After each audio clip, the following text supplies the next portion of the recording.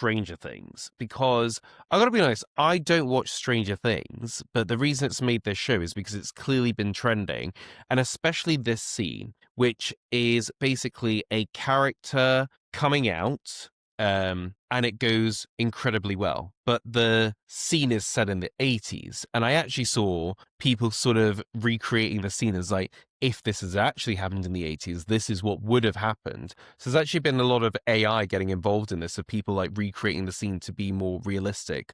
What was your take on it when you saw it? I think that it was really important because I think Stranger Things is one of the biggest TV shows on the planet at the moment. Yeah, it's like Game of Thrones level, if not bigger.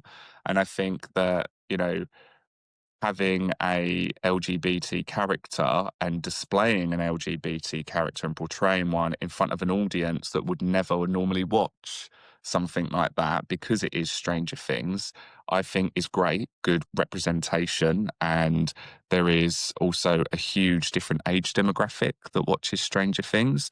But also when they say it's not happened, this would never happen in the 80s, we're also watching a program with people with powers. So I'm just like, Mm, if we're going to be realistic, then Stranger Things wouldn't exist.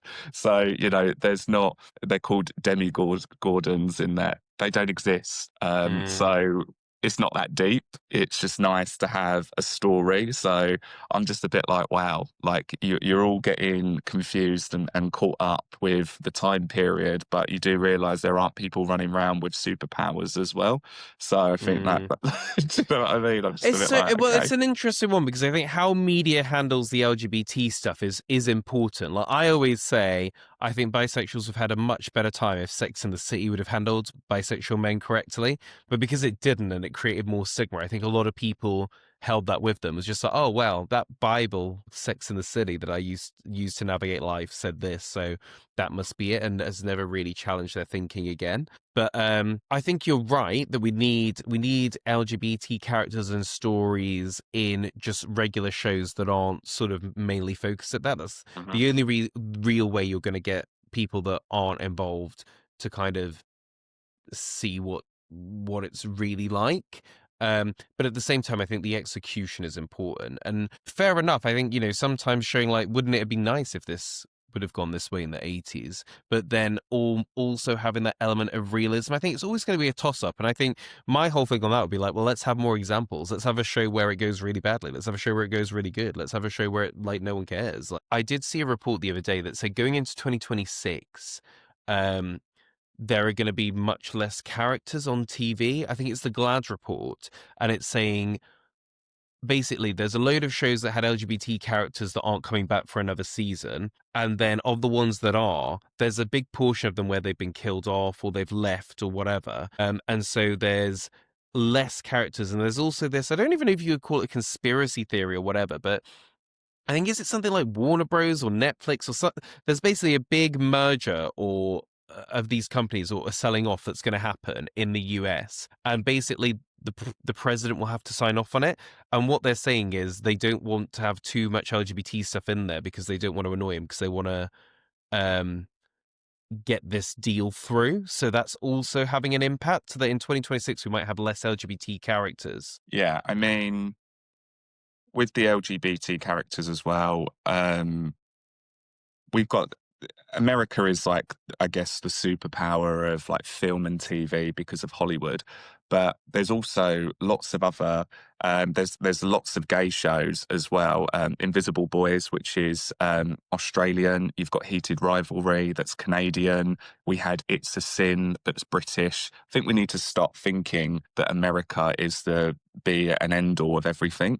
Outside of Hollywood, and these films, there are subscription services and other platforms that you can watch things on. We've got Amazon Prime, we've got Paramount, we've got all these other Mm. streaming. So, if Netflix decides to do that, then just don't watch Netflix. Watch It's other not things. watch other things. Yeah. Well, tell me about is it Rivals or Heated Rivals that you are super excited about? And I think I actually might watch too when it comes.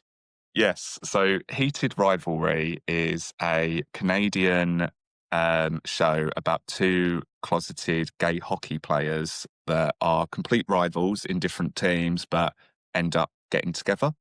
Spoiler alert.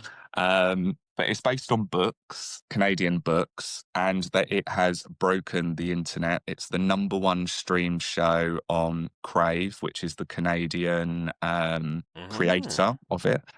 It's gone number one on HBO Max for 2025. It has the highest IMBD score of any TV show, beating a 13-year streak for Breaking Bad that was Wow. 9.9.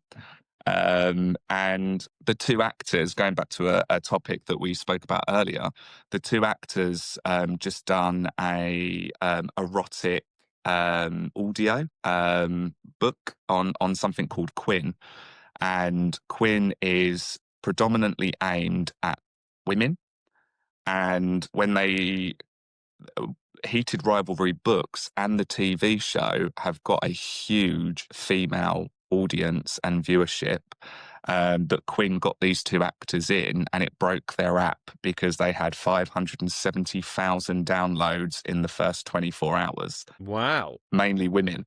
So, and when you're on like the TikTok algorithms of it, it's all women saying that they would like their boyfriend to have a boyfriend, and that they love bisexual men, and they love the quiet erotic scenes that are in the TV show.